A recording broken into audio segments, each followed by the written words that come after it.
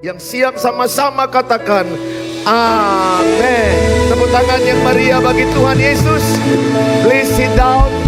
Welcome home GBI Pelita. Nice meet you all. Please join with our social media. Silakan bergabung dengan sosial media gereja, sosial media Bapak Gembala. Saudara pasti diberkati dengan firman Tuhan. Saudara yang saya kasihi, hari ini kita memperingati kenaikan Tuhan Yesus. Saya juga menyapa shalom buat keluarga saya yang di YouTube, live streaming dimanapun engkau berada. Saya berdoa untukmu, Tuhan Yesus memberkatimu, dan kenaikan Tuhan Yesus memberikan engkau sukacita di tengah-tengah penderitaanmu. Memberikan engkau kekuatan baru, karena kenaikannya menyediakan tempat bagi kita di rumah Bapa. Saya juga mengucapkan bagi keluarga di YouTube yang sudah memberikan sumbangan kursi, terima kasih. Tuhan Yesus memberkati saudara dimanapun saudara berada.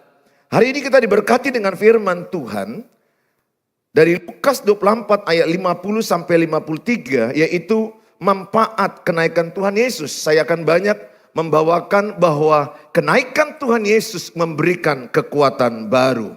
Kenaikannya memberikan kita semangat baru.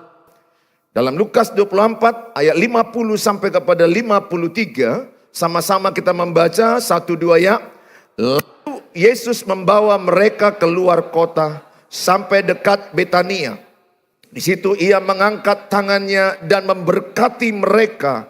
Dan ketika ia sedang memberkati mereka, ia berpisah dari mereka dan terangkat ke sorga. Mereka sujud menyembah kepadanya. Lalu mereka pulang ke Yerusalem dengan sangat bersukacita. Mereka senantiasa berada dalam bait Allah dan memuliakan Allah. Saudara, Yesus naik ke sorga di daerah Betania. Tepatnya yaitu dekat dari Bukit Zaitun. Bagian timur Bukit Zaitun. 1.000 atau 1,5 kilometer dari kota Yerusalem. Nah, saya oleh anugerah Tuhan 2006, saya ditunjukkan di sinilah kira-kira tempat kenaikan Tuhan Yesus. Saudara, orang-orang yang melihat dia itu ada 500 pasang mata. Berarti ada saksi. Ada saksi, berarti bisa ada drama, tidak bisa ada pembohongan. Karena ada saksi mata 500 orang. Perkataan Yesus yang terakhir sebelum dia naik ke sorga di awan-awan kemuliaan. Dia mengangkat kedua tangannya dan dia berkata kepada murid-muridnya dan kepada orang-orang yang percaya pada waktu itu.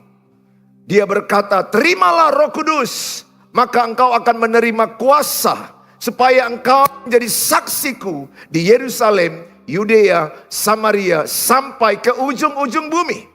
Salah satu tujuan Yesus naik ke sorga adalah mencurahkan Roh Kudus. Selain menyediakan tempat bagi kita. Supaya kita menjadi saksi Kristus.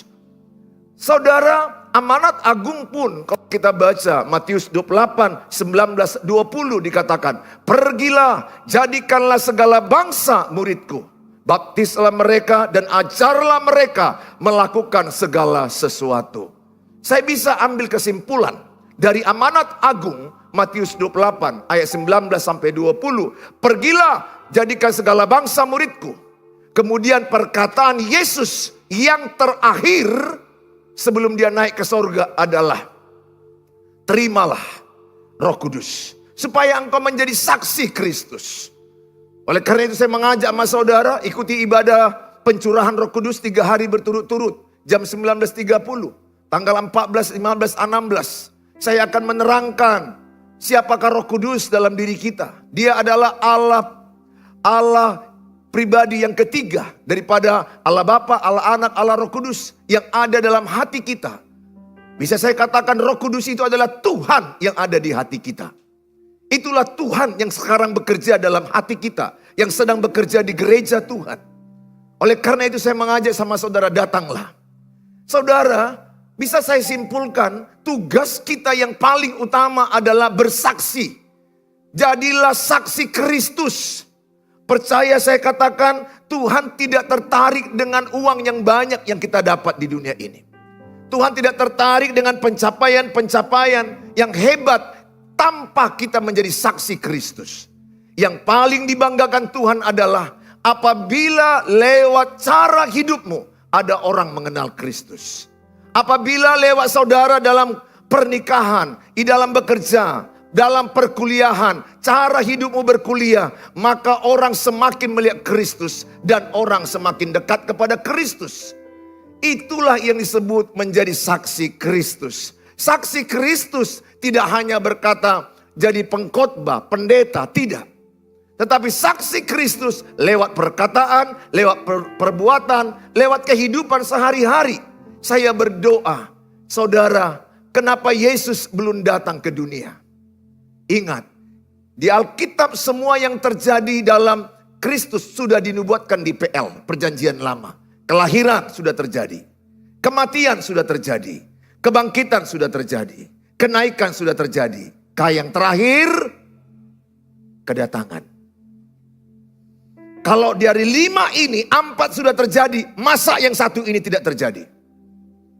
Saya percaya kalau kelahiran sudah terjadi, kematian sudah terjadi, kebangkitan sudah terjadi, kenaikan sudah terjadi. Saya percaya bahwa Tuhan Yesus menggenapi yang kelima, kedatangan Tuhan Yesus Kristus. Berapa banyak yang percaya bahwa Tuhan Yesus Kristus pasti datang? Coba angkat tangan. Yang pasti datang. Berapa banyak? Yang di belakang, yang di atas. Apakah engkau percaya Tuhan Yesus pasti datang? Katakan, Tuhan Yesus pasti datang. Tanya sebelahnya, apakah kau sudah siap?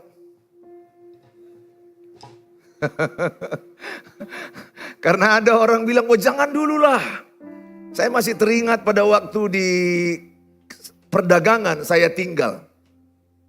Pada waktu itu saya masih SMP, kelas-kelas 2, tiba-tiba sore hari di cuacanya itu terjadi yang namanya petir, awan yang gelap, kemudian begitu merah lagi tiba-tiba, langit merah. Pernahkah saudara melihat langit merah?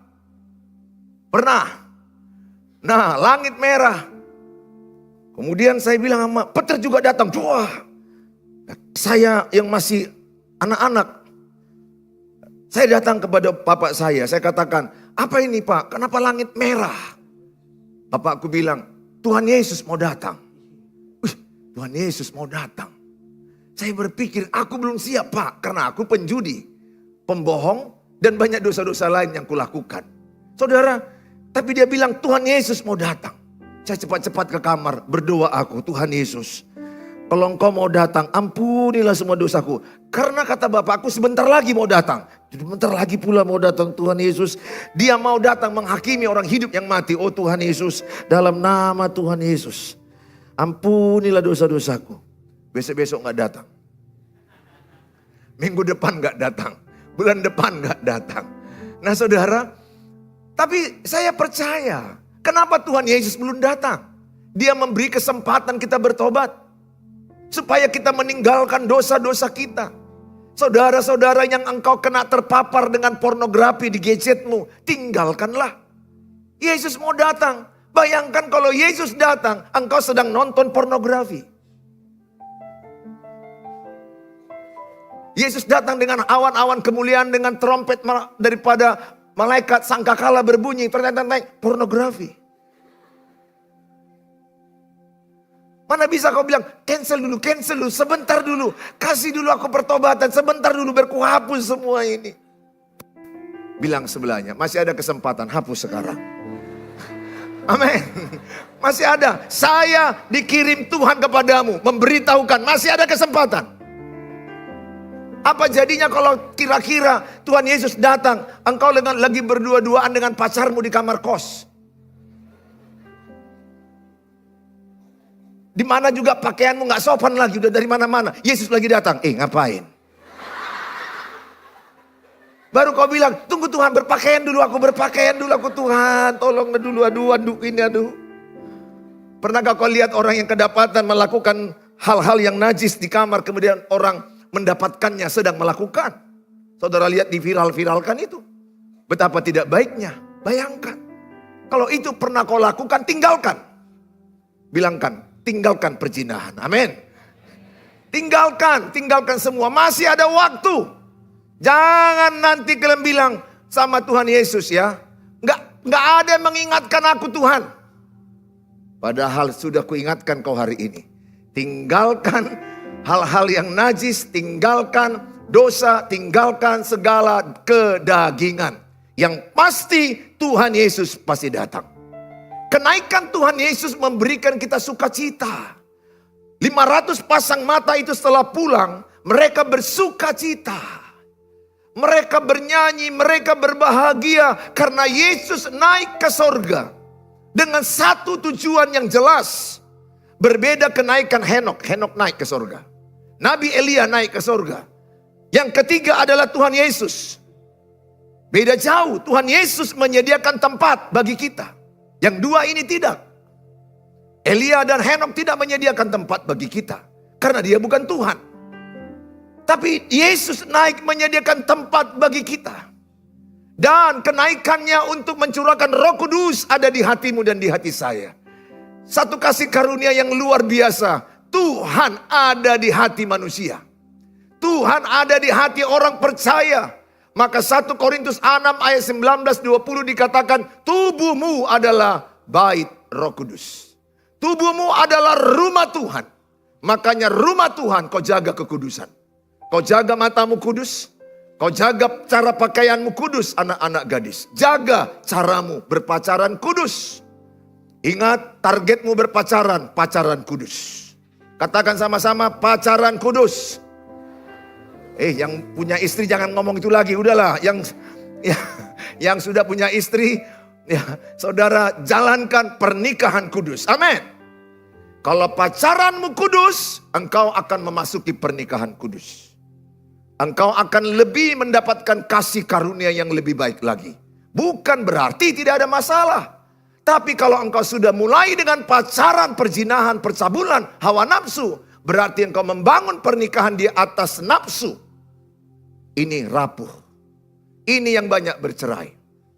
Bagaimana Pak? Kalau kami awalnya sudah membangun pernikahan dengan nafsu. Kami berkali-kali melakukan hubungan seks sebelum menikah. Bagaimana kami Pak? Ada kasih karunia. Ada pengampunan. Tuhan memberi kesempatan kepadamu. Yang lalu biarlah yang berlalu. Tapi ini ke depan jangan lagi. Apabila engkau sudah punya anak 2-3. Mungkin pernikahanmu engkau bangun dengan nafsu sebelumnya. Karena hamil maka engkau menikah. Atau karena engkau terlanjur melakukan hubungan seks maka engkau menikah. Saya mau katakan, dasarmu sangat rapuh anakku.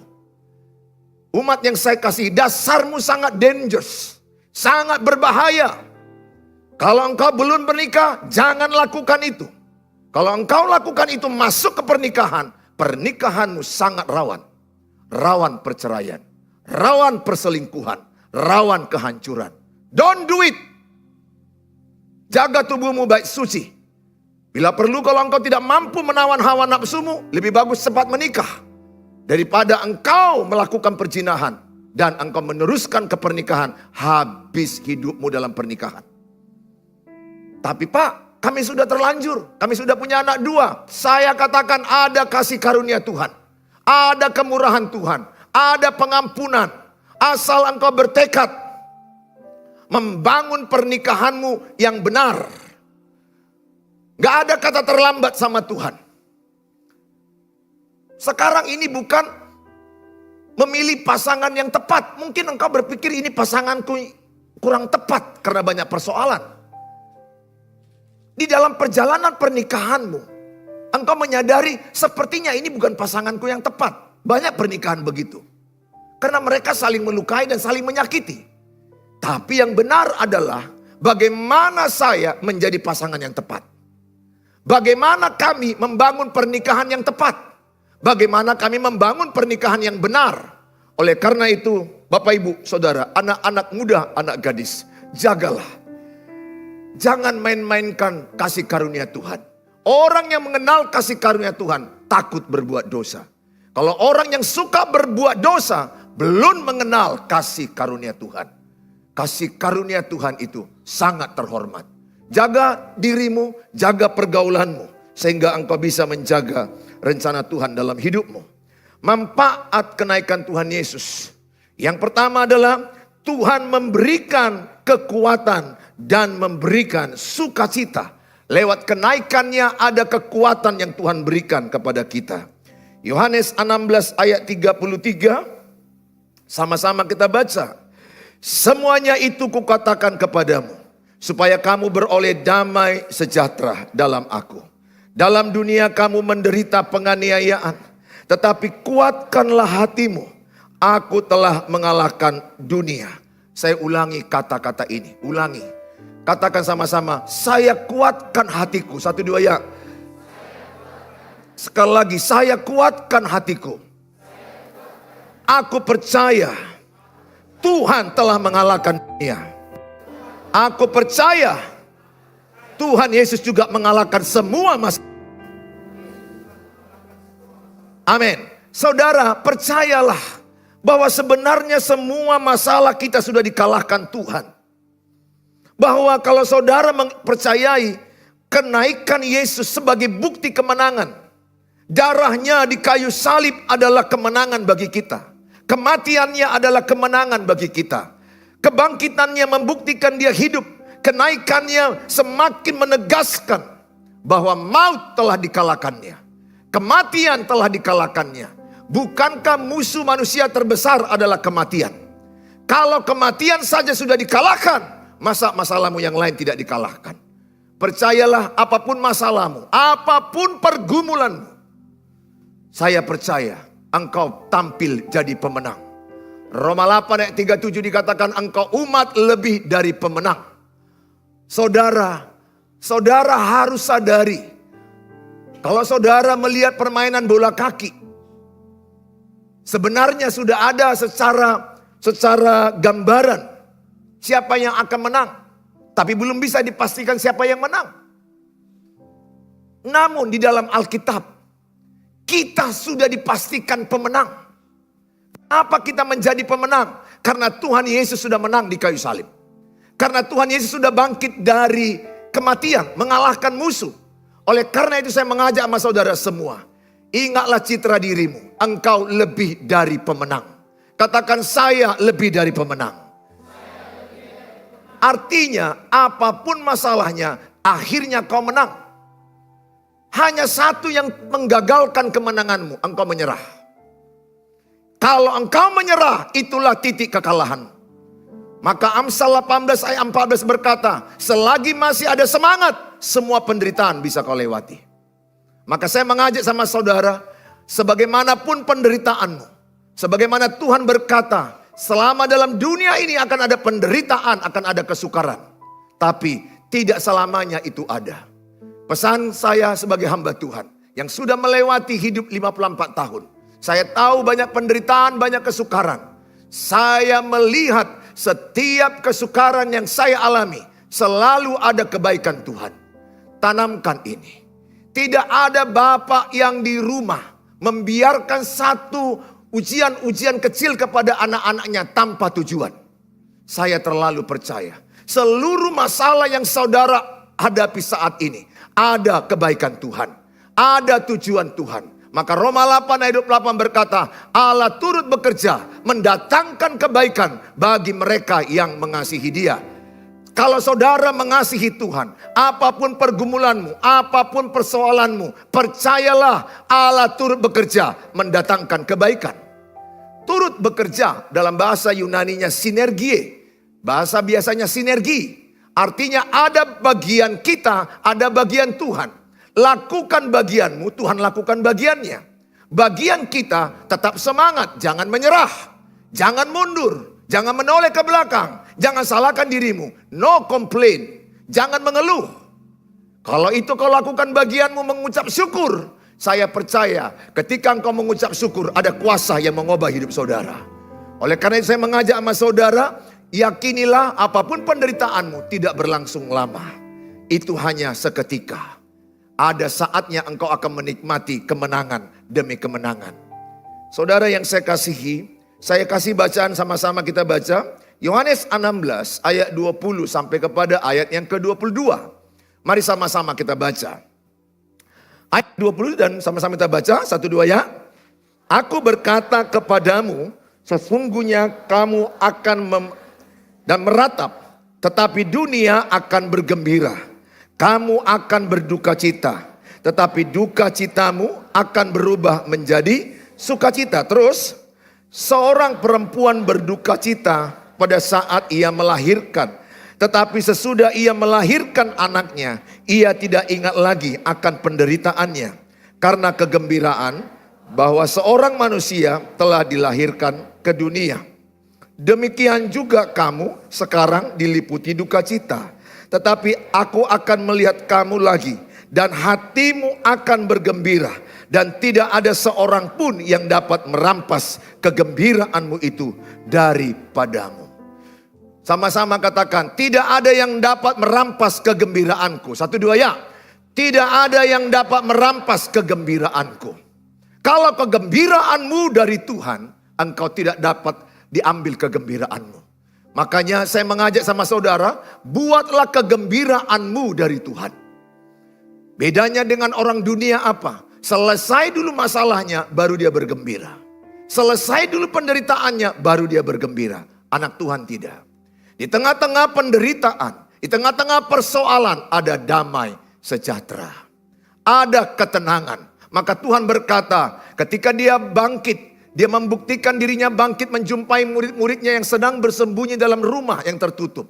Dia menerobos dinding dengan masuk dengan tubuh kemuliaannya. Dia berkata, Shalom Aleihim, damai sejahtera bagi kamu. Makanya dia katakan ciri anak Allah Matius 5:9, pembawa damai sejahtera. Damai sejahtera yang diberikan Tuhan kepada kita membuat kita bisa tenang. Membuat kita bisa menghadapi persoalan demi persoalan. Alkitab katakan, kuasailah dirimu, jadilah tenang supaya engkau dapat berdoa. Dalam tinggal tenang, disitulah kekuatan kita. Ada banyak orang gelisah zaman sekarang. Ada banyak orang ketakutan zaman sekarang. Tetapi Tuhan Yesus berkata, damai sejahtera bagi kamu. Ada shalom. Sehingga kalaupun di mana engkau berada, ada damai sejahtera. Pokoknya tanda kau hadir, damai tempat itu. Coba dengan tegas, katakan dengan sebelahmu, damai sejahtera bagimu. Coba goncang dia sambil tunjukkan wajahmu yang damai itu. Amin. Saudara, bukankah tanda anak Tuhan lihat wajahnya damai hati kita?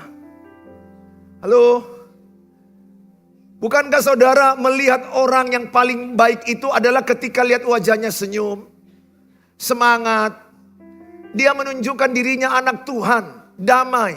Kenalilah, itulah ID-mu, itulah identitas dirimu. Pokoknya kalau engkau datang damai sejahtera. Jangan sampai kedatanganmu membawa pertengkaran.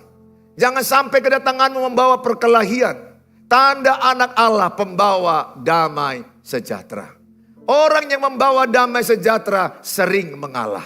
Bilang sebelahnya, sering kau mengalah. Bilang sebelahnya, sering mengalah. Anak Allah itu sering mengalah. Mana mungkin ada damai kalau nggak mengalah. Kalau dua-duanya egois, mementingkan diri sendiri, pasti berantem. Harus ada yang mengalah. Harus ada yang mau rendah hati. Ingat Matius 11 ayat 29. Belajarlah kepadaku, kata Yesus, sebab aku ini rendah hati dan lemah lembut. Anak Tuhan Yesus itu rendah hati. Anak Tuhan Yesus itu mengalah. Sehingga apapun persoalan, engkau tiru bagaimana Abraham dengan Lot. Ketika Lot memilih ke sana, dia memilih ke sini.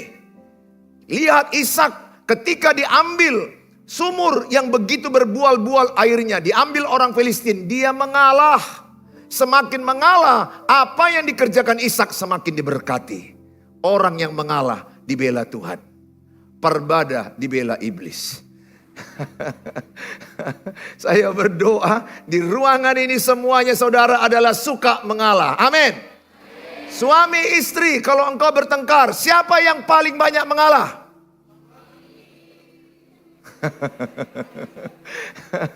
Dalam pernikahan, saya beberapa tahun pernikahan pertama bertengkar. Wah. Kenapa saya bertengkar? Karena saya masih ada mementingkan diri sendiri. Saya suami, saya harus memimpin, saya raja, saya yang mengambil keputusan, saya harus didengar, aku yang benar, aku laki-laki. Siapa bilang perempuan? Aku laki-laki, aku yang harus ambil keputusan. Istriku juga bilang, aku yang paling capek di rumah, aku yang jaga anak-anak, aku yang cuci piring kau tinggal makan saja. Nah saudara, dia juga mementingkan diri sendiri. Apa yang terjadi? Saling membela, berantem. Rumah bukan lagi sorga, tapi neraka. Sejak saya diajari Tuhan Yesus, Roh Kudus berbisik di hatiku dengan jelas. Dia berkata, hambaku, jadilah kau rendah hati. Hambaku, jadilah engkau suami yang melayani, tidak menuntut pasanganmu. Perubahan dimulai dari dirimu. Dan jelas ku dengar dengan jelas di hatiku berbisik, jangan pernah lagi menuntut satu kata pun dengan pasangan. Sejak saya lakukan bertahun-tahun begitu, rumah tangga kami jauh drastis. Bahkan kalau istriku lagi emosinya datang, taulah perempuan, makhluk emosional, perasaannya rumit tak terselami. Dia bilang, aku pun gak tahu kenapa aku begini, apalagi aku. Nanti perhatikan baik ya, kalau kalian nanti punya istri akan ada kalimat itu. Aku pun gak tahu ya kok kayak gini perasaanku. Pasti sebagai suami, apalagi aku mana tahu perasaanmu. Pernah aku tanya, kenapa kok begitu agak marah-marah, kenapa merepet, kenapa agak-agak emosi. Dia bilang, aku pun gak tahu kenapa begini ya. Oh berarti perempuan ini dia gak tahu kenapa dia begitu. Kan harusnya kita makin cinta sama dia. Karena dia korban ketidaktahuan kenapa dia begitu.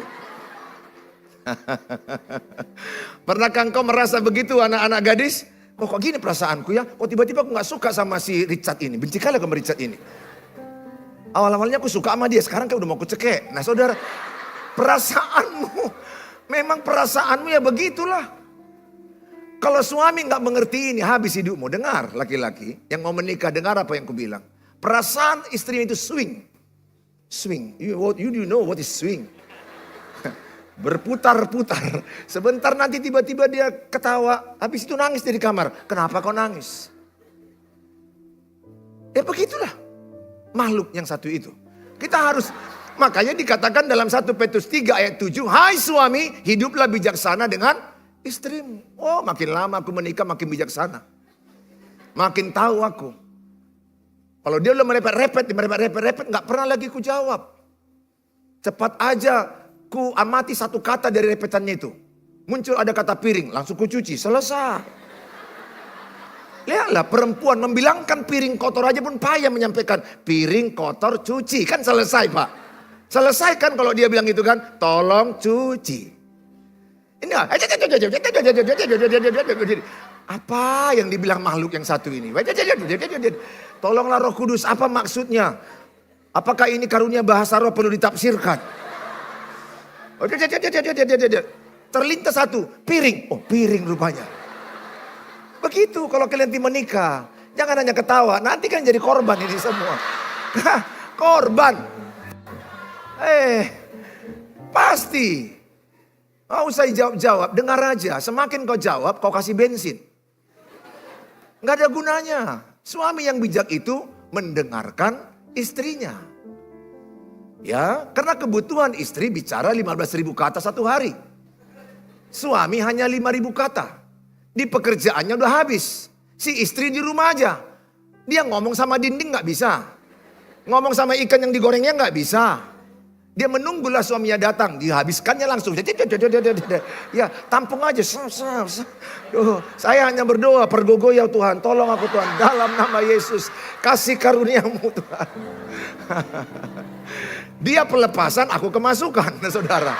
Sehingga saya hanya mau katakan kepadamu, tidak gampang. Belum lagi kalau kita tanya, kayak mana? Jadi kita nonton? Enggak. Enggak itu belum, kuanggap enggak. Ya udah aku pergi. Pulang aku ke rumah, gitu kau ya. Loh, tadi kan mama bilang enggak. Aku pergilah. Pergi aku ke rumah kawanku, aku enggak nonton. Enggak itu rupanya sama perempuan, belum tentu enggak. Kan makhluk apa itu, coba lah. Coba kita laki-laki, kalau kita bilang enggak artinya enggak. Kita bilang iya artinya iya. Perempuan enggak. Jadi kalau engkau pacaran, kau nggak ngerti bahasa itu, stres kau nanti. Jadi kayak mana dik? Jadi kita makan bakso ini? Enggak usah jadi. Itu maksudnya bujuk aku lebih bagus lagi. Itu artinya perhatikan, lebih bagus lagi kau ngomong, lebih bagus lagi merayu. Kalau kau bilang, jadi nggak jadi dia makan bakso, ya udah ya aku pulang ya. Diputuskan cintamu nanti selesai. Bijaksana. Saudara yang saya kasihi dalam nama Tuhan Yesus. Mari kita sama-sama. Jalanilah penderitaanmu. Dengan satu keyakinan. Tidak selamanya penderitaan itu ada. Percayalah. Kalau anakku sakit. Atau anakku menangis. Aku merasakan tangisannya. Tidak kepingin aku dia nangis terus. Tetapi ada kalanya kuizinkan dia menangis menghadapi kesulitan. Supaya dia dewasa.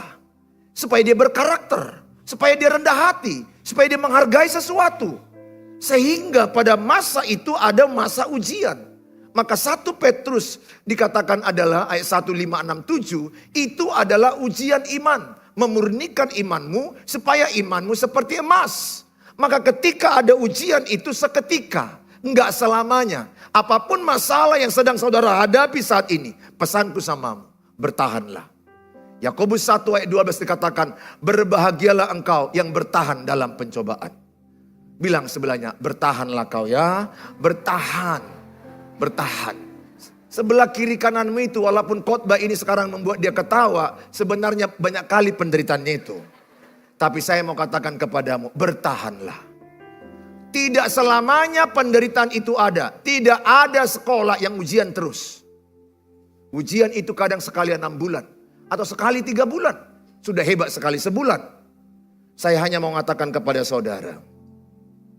Dalam kitab Ibrani 10 ayat 35. Ibrani 10 ayat 35. Sebab itu janganlah kamu melepaskan kepercayaanmu. Karena besar upah yang menantinya. Jangan lepaskan kepercayaanmu. Karena besar upah yang menantinya. Bagaimanapun kau mengalami penderitaan yang berat. Sakit yang berat. Jangan lepaskan imanmu. Pegang. Kalau engkau bertahan dalam kesesakan. Dengan iman dalam nama Yesus. Engkau akan melihat kebaikan Tuhan. Engkau akan melihat kemuliaan Tuhan. Pegang. 1 Korintus 10 ayat 13. Pencobaan-pencobaan yang kau alami adalah pencobaan-pencobaan biasa. Yang tidak melebihi kekuatanmu. Dan saat ada pencobaan. Sudah ada disediakan Tuhan jalan keluarnya. Supaya engkau sanggup menanggungnya. Artinya engkau lebih kuat dari masalahmu. Engkau lebih kuat dari persoalan itu.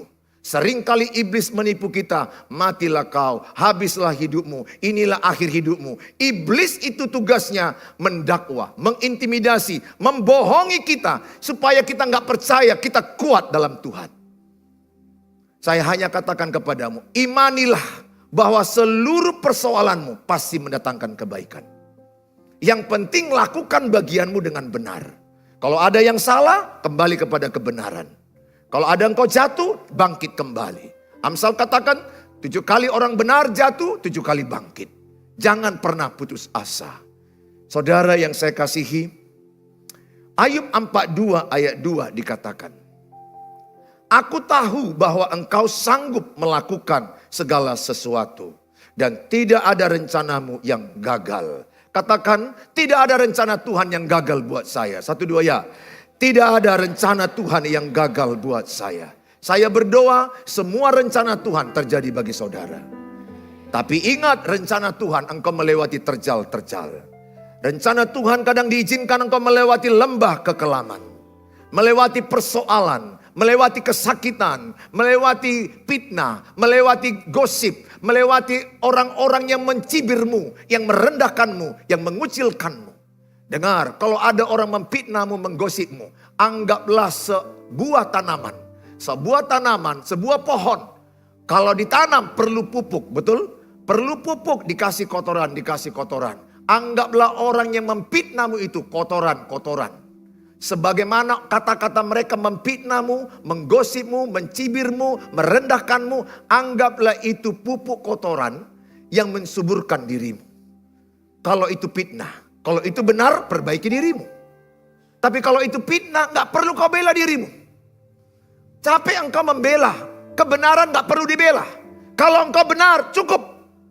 Kerjakan tugasmu. Gak ada waktumu membela itu. Kalau engkau membela, karena engkau mendengarkan engkau dipitnah, habis waktumu, habis energimu. Anggap itu pupuk yang menyuburkan engkau. Tapi kalau benar mereka bilang, bertobat. Tinggalkan. Saudara yang saya kasihi dalam nama Tuhan Yesus. Rasa sakit itu diibaratkan dalam Alkitab tadi. Yohanes 16 dikatakan ayat 20, ayat 21, 22. Dikatakan ayat yang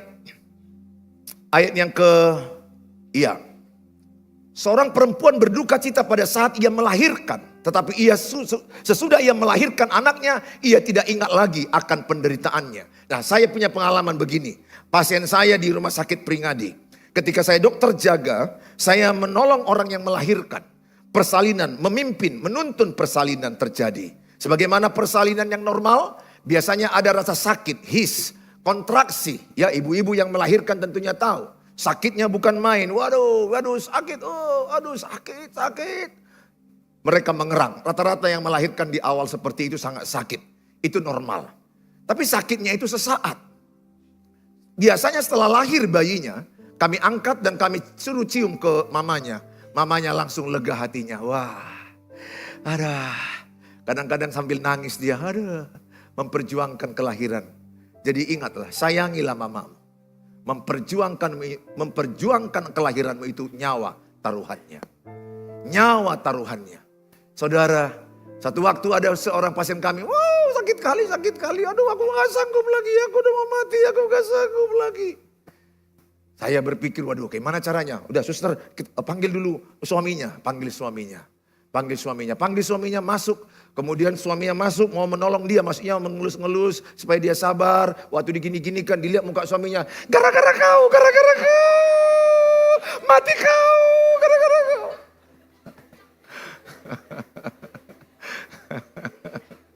Tapi 2 tahun kemudian hamil lagi saudara.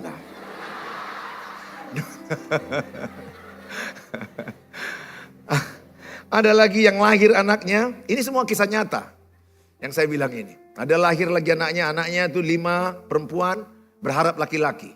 Waktu kami ambil anaknya, dia tanya, apa jenis kelaminnya dokter? Perempuan. Waduh, mereka bilang, bapaknya bilang, apa dosa kami? Apa dosa kami? Ya gak ada dosa kalian. Ya perempuan laki-laki sama di mata Tuhan. Mungkin maksudnya ada penerus marga. Biasalah orang kita Batak. Tapi itu tidak baik. Karena di hadapan Tuhan perempuan laki-laki sama di mata Tuhan. Tidak ada bedanya. Tapi budaya begitulah keadaannya.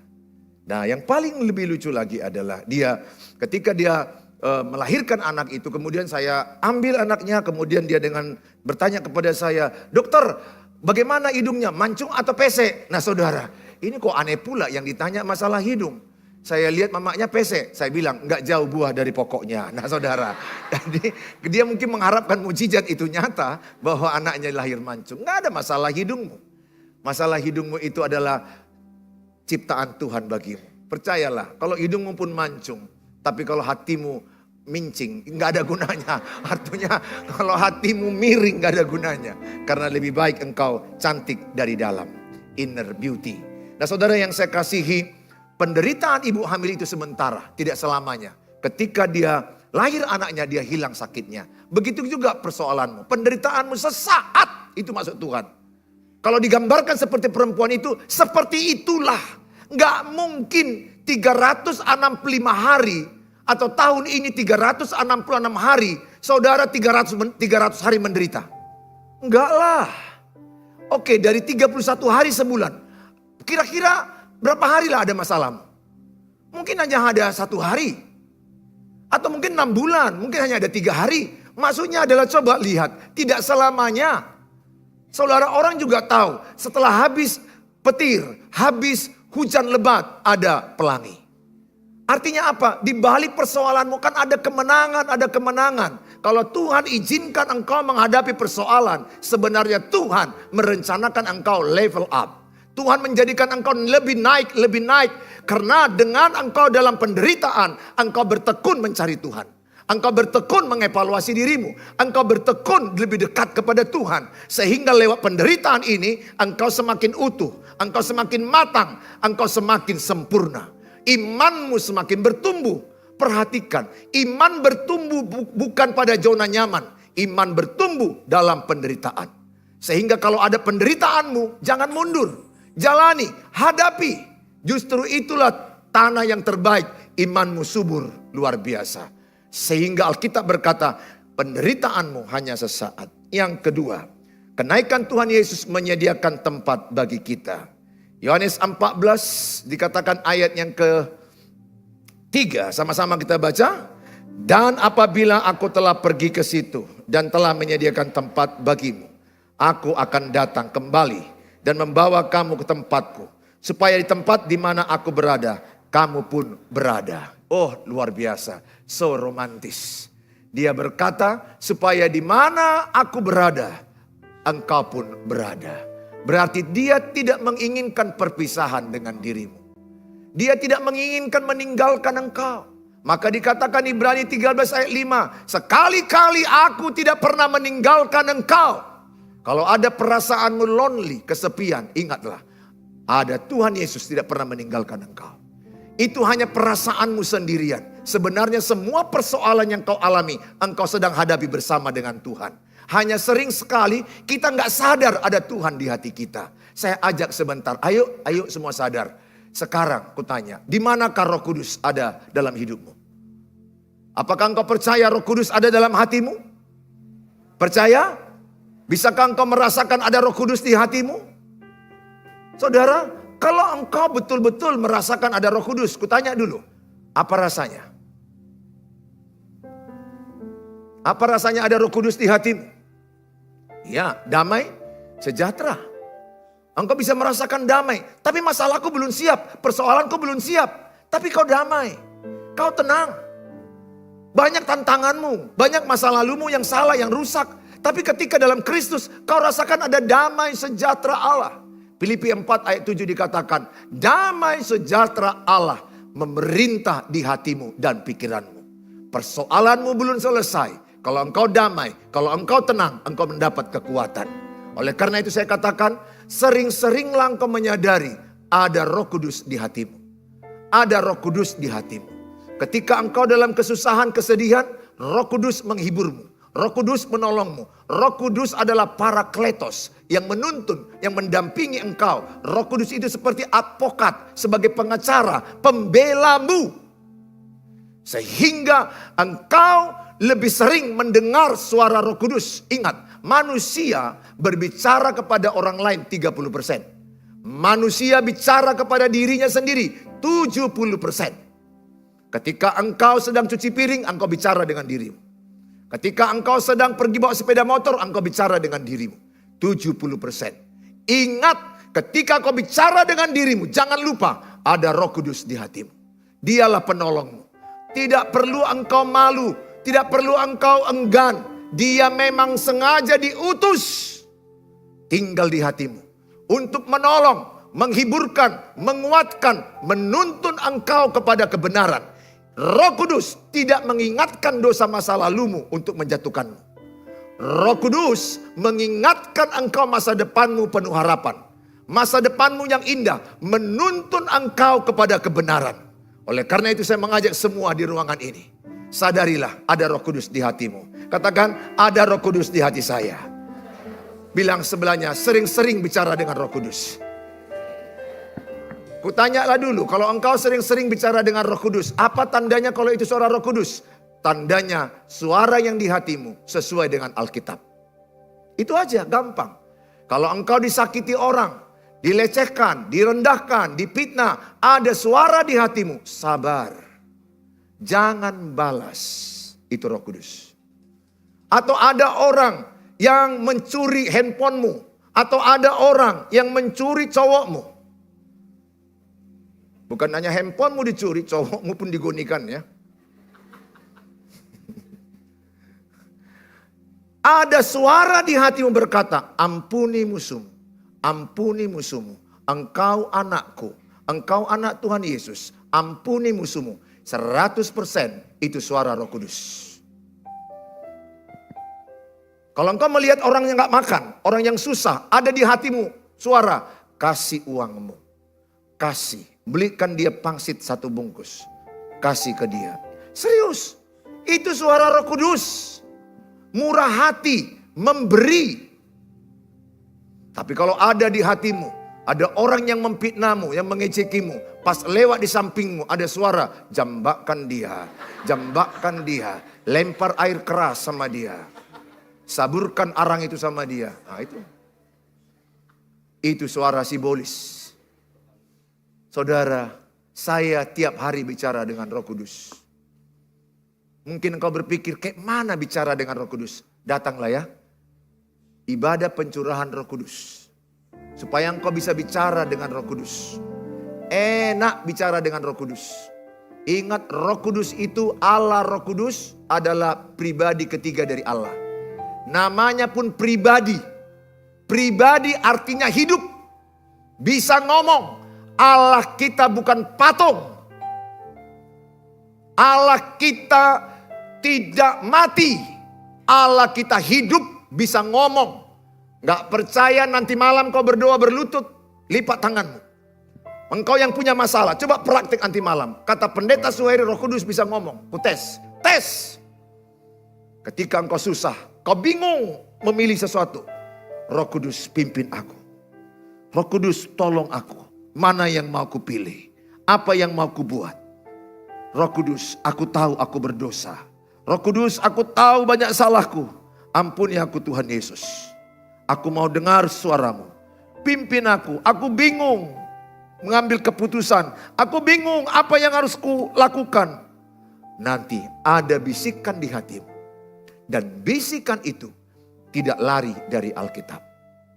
Ada tuntunan. Bahkan bisa lebih jauh, lebih peka. Rumah mana yang mau kubeli? Ini atau ini? Bisa lebih jauh. Tuhan bisa mengarahkanmu sampai lebih.